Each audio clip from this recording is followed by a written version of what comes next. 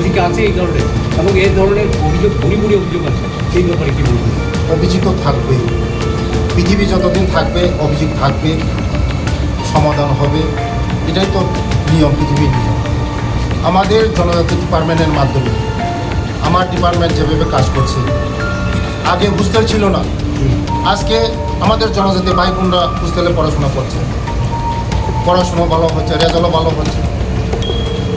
আপনি আগে যে স্কলারশিপ ছিল, তাদের স্কলারশিপ মাত্র দিনে 40 টাকা ছিল, আজকে আমাদের সরকার 100 টাকা করিয়েছে হোস্টেল যারা থাকে ছাত্রছাত্রীদের জন্য।